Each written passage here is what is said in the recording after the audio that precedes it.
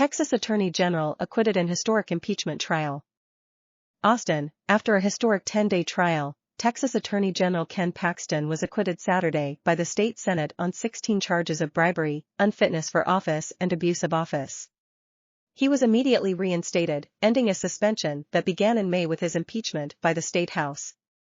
The verdict could propel the conservative Republicans' political future at home and potentially on the national stage.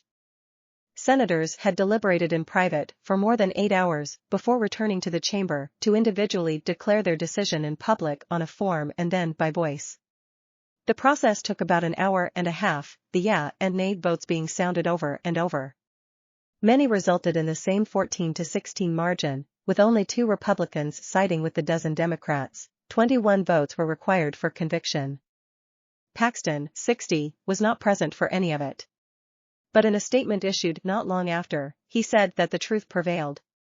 The truth could not be buried by mudslinging politicians or their powerful benefactors. He again blasted this sham impeachment and said such weaponization of the process to settle political differences is not only wrong, it is immoral and corrupt.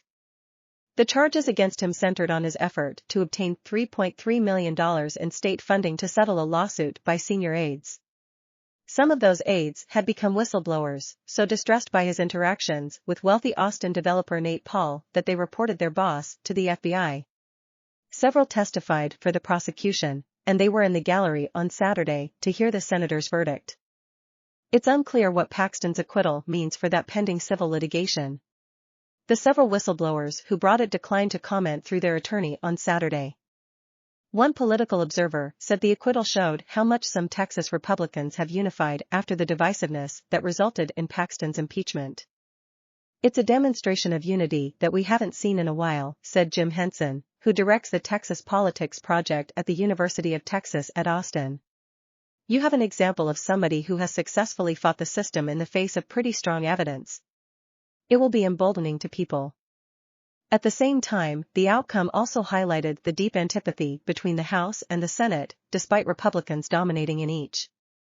Recriminations began within the party immediately after the last vote.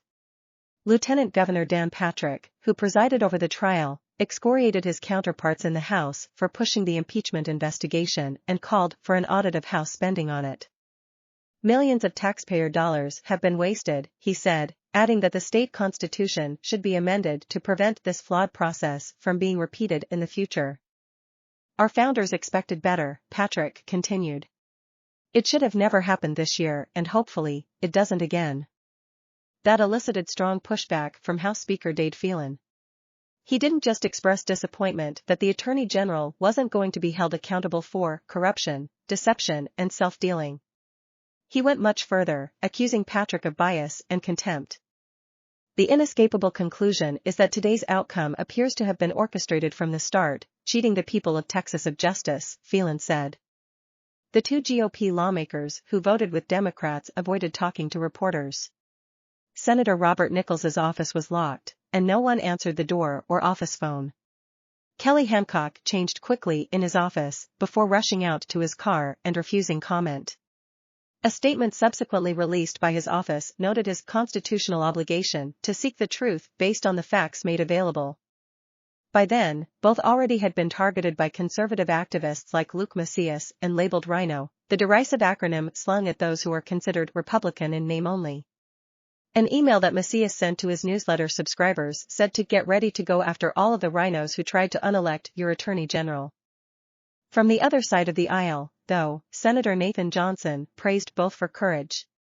The Democrat said there were a handful of GOP senators who could have voted to convict Paxton, particularly if they knew others would, but political pressure carried the day. Johnson said he was disgusted by the acquittal. Because this case was tried to the Republican base and not tried to a jury, what we had here was a political catastrophe and collapse, he said.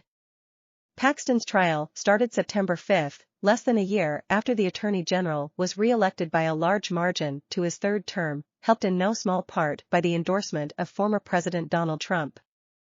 Prosecutors argued that the Attorney General had turned his powerful office over to Paul and that the developer was using it to go after his enemies. But the defense team slammed the proceeding as a political witch hunt orchestrated by Paxton's rivals. His conservative backers amplified that claim both in and outside of Texas. In recent days, Trump surrogates and allies had pressured Republican senators not to impeach Paxton, posting names and phone numbers of potential impeachment swing voters and urging Paxton supporters to phone their offices. The Attorney General got a big shout-out Saturday afternoon when Trump congratulated him on X, formerly Twitter, praising a great and historic Texas-sized victory.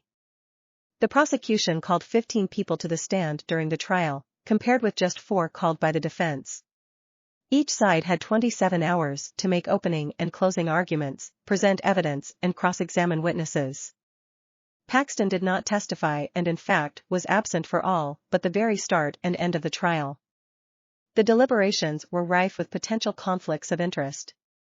Paxton's career includes a decade in the Texas House and 2 years in the Senate, serving in the seat that his wife now holds, so he knows many of its members. One was caught up in the articles of impeachment, Senator Brian Hughes, Republican, accused of helping Paxton exploit his office to aid Paul, who in turn hired a woman with whom Paxton was having an affair. The woman, Laura Olson, later worked for Senator Donna Campbell, Republican. Republican Senator Angela Paxton attended the trial but was barred from voting on the charges her husband faced. She was again in the chamber on Saturday, and as the counting progressed, she smiled at colleagues. After tracking the count on each charge, Paxton took off her reading glasses and rested her chin on her hand. Her online message in the mid-afternoon quoted from the book of James, "Consider it pure joy, my brothers and sisters, whenever you face trials of any kinds, because you know that the testing of your faith produces perseverance." Initially, Ken Paxton faced 20 charges. The Senate's Impeachment Rules Committee set aside 4 involving his private business dealings that House investigators alleged were obstruction of justice and false statements in official records. Before adjourning, senators voted to dismiss all of them.